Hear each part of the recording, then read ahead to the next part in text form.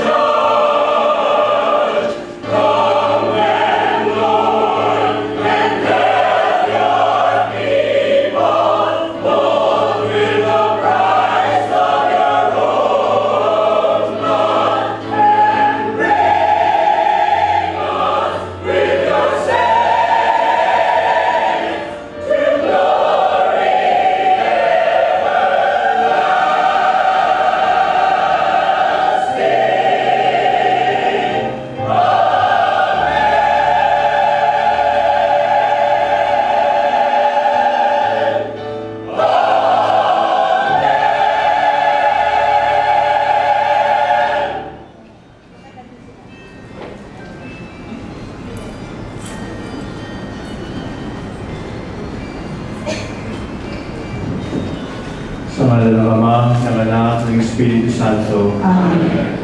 Sumainyo ang kapayapaan. At sumainyo. Narito po ako upang bumalik at magpasalamat. Sapagkat ang pagpapasalamat ay hindi lamang kagandahang asal. Ang pagpapasalamat ay utos ng Diyos. Pinahayag ng Diyos ang kanyang pag-ibig sa pamamagitan ng dakilang pagpapasalamat ng Eucharistia.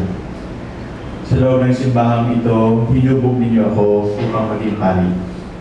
Sa loob ng simbahang ito, natuto ako magmahal sa Diyos at sa bayan, dalawang mukha ng ating pananampalataya. Maraming salamat sa Diyos sa ating pagtitipon. Kilalanan natin siya, nakapiling natin ngayon. Magpugay tayo sa Kanya. Inaamin ko sa makapangyarihang Diyos at sa inyo mga kapatid na lubha ko nagkasala sa isip, salita at sa gawa at sa aking pagkukulang. Kaya isinasama ko sa mahal na Birheng Maria, sa lahat ng mga anghel at mga banal, at sa inyo mga kapatid na ako'y panalangin sa Panginoong ating Diyos. Kaawaan tayo ng makapangyarihang Diyos, patawarin sa ating mga kasalanan, patnubayan sa buhay na walang hanggan. Amen.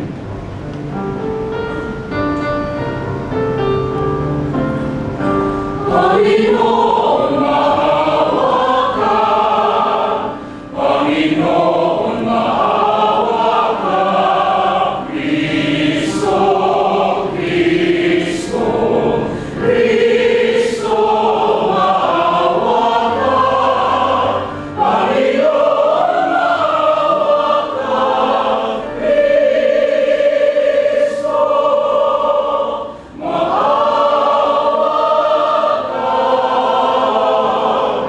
Panginoon, maawa ka. Papuri sa Diyos sa kaitasan.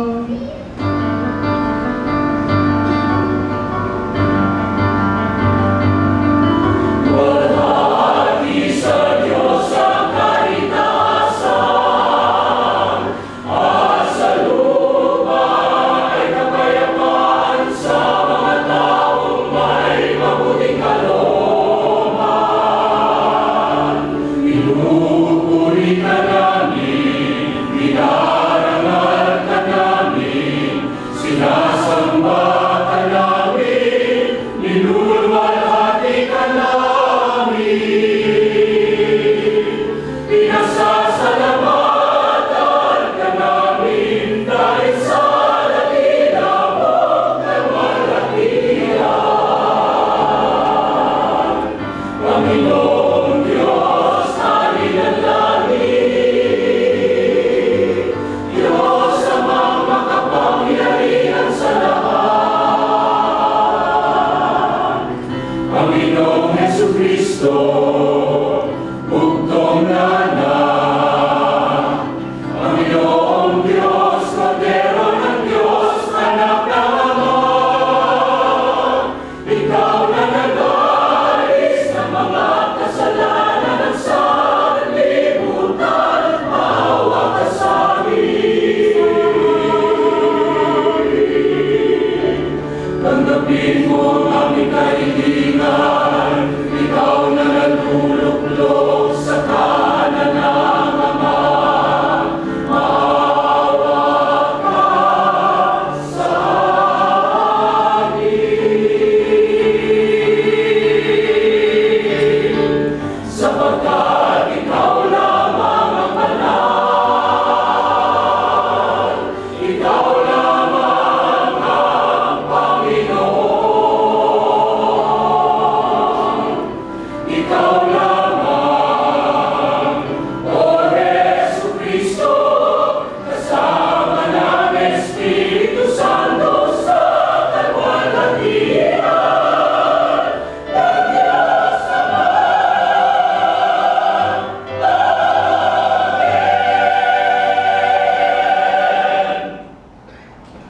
Manalangin tayo.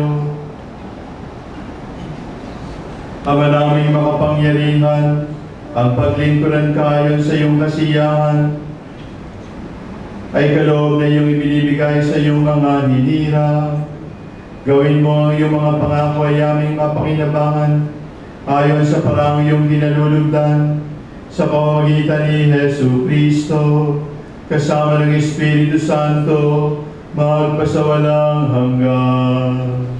Amen.